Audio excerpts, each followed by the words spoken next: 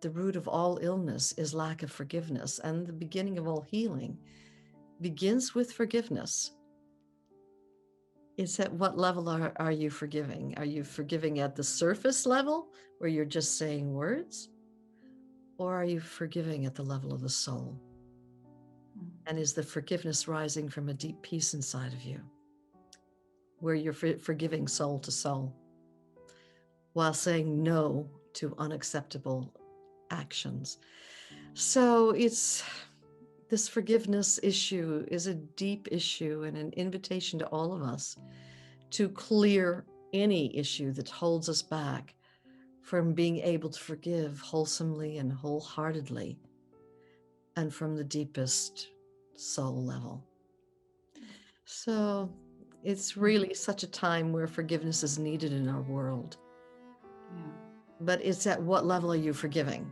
Speaking words to avoid feeling something? Or are you going to come to a place of peace?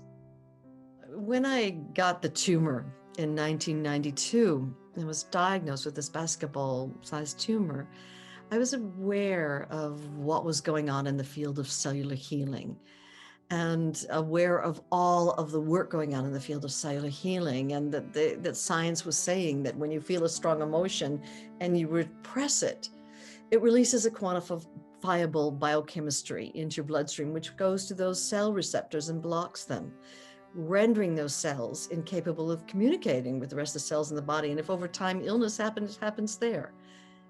And conversely, that when we feel our emotions very openly and freely, our cell receptors remain open. And so I knew that part of my healing journey would lay in uncovering the cell memories that were stored inside that tumor. But at that point, no one had given us a method.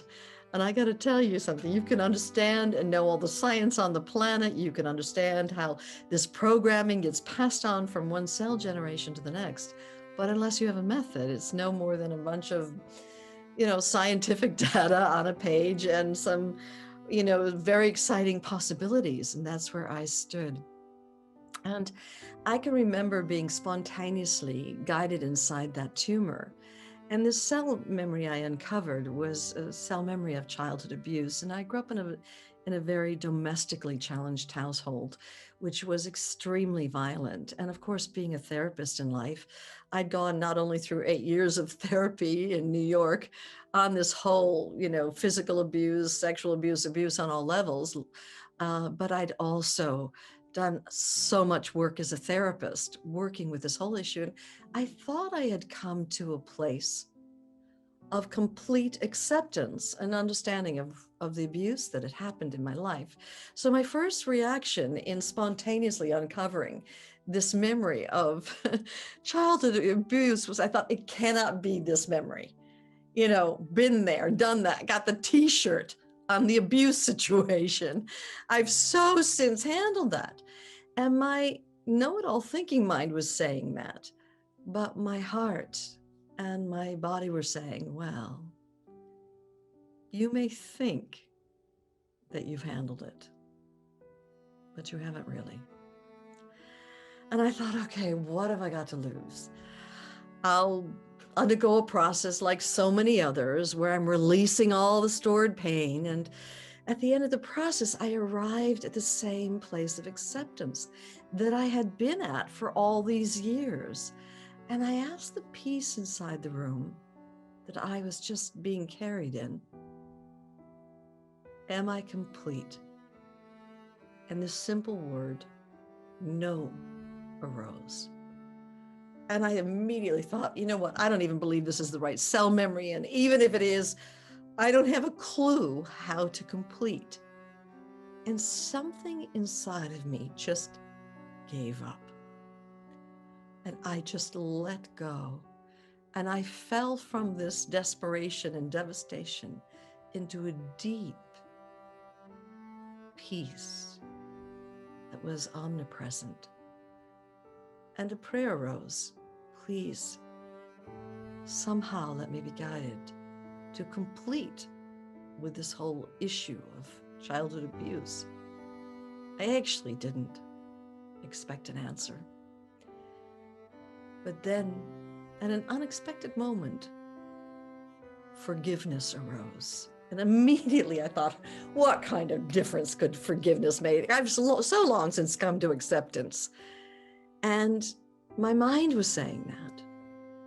But my body and my soul were saying, you can't afford not to forgive. And so I attempted to open my heart and forgive. And it hurt. Because you see, I had created this whole identity of compassionate, understanding Brandon, the therapist who had nobly come to understand her violent past. And I had to step down off my own self-made pedestal and face down 30 years of pride, dressed up as compassion. And it hurt to face down that much pride. But I finally did. And when I finally cracked open and wholehearted forgiveness came, I realized that that tumor had never been clinging to me. I'd been clinging to it.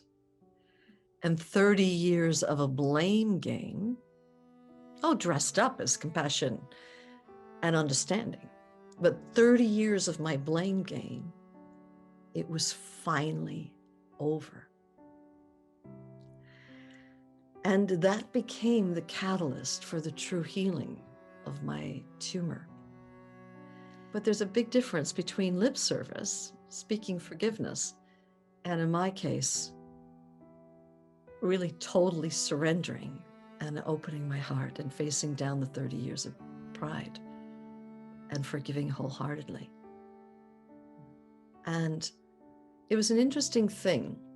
It was 3 months after I healed from the tumor.